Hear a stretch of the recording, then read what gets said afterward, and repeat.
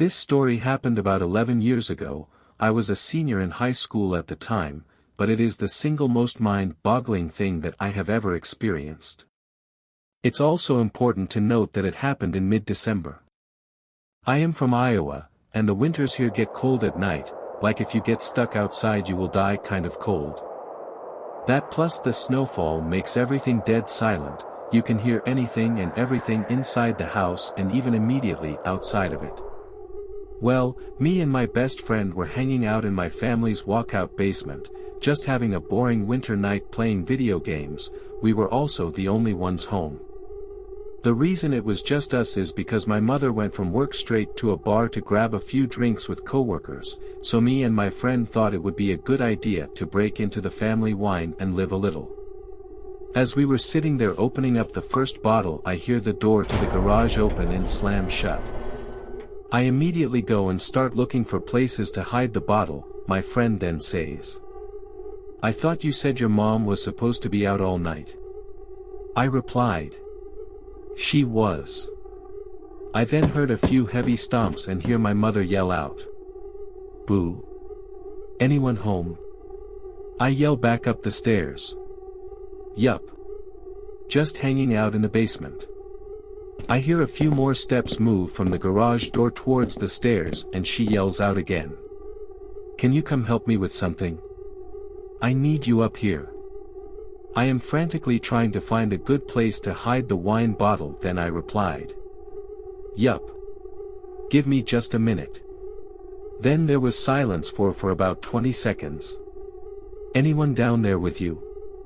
She yelled back in a more concerned, serious tone, in a voice that was slightly off of my mother's. This was the first thing that told me something wasn't right. Our family never cared if anyone was over, as our house was a very open house to all family and friends, and the voice, it was just wrong, like it sounded like my mother's, but it was missing something that I couldn't put my finger on. Weirded out, I reply back, "Just Colton." After I yelled that back to her, I found a good place to hide the bottle and began walking up the steps to the next level. Now as I was walking up the steps, I couldn't help but feel the overbearing silence of the house, and a slight electric twinge that something isn't right. When I got to the top of the steps, I look over to where the door to garage is and also the kitchen right next to it, and it's black, pitch black, all of the lights were off. And there was no moonlight shining through any windows. I walked over to the kitchen yelling out, "Mom! Where are you?" There was no reply, just silence and darkness. I feel the electric twinge turn into full needles, and my adrenaline kicking in full force. I have to get out of here as fast as possible. My mother was not home. I run back down the stairs grabbing my coat along the way. "What's wrong?" Colton says. "My mom's not home." I reply as fast as I can, looking for my truck keys. "What do you mean?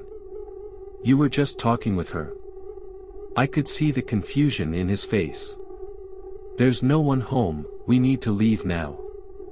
I took a few steps towards the back door that opens up to the yard, and then I see my dog shaking on the couch, and my cat growling behind it.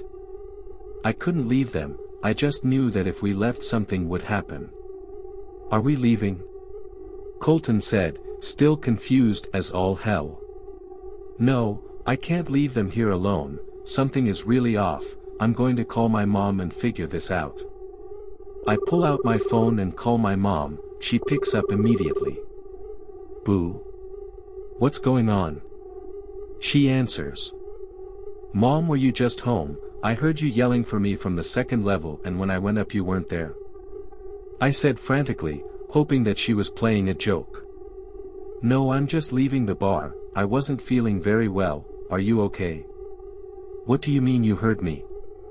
I fill her in on the whole story and she rushes home.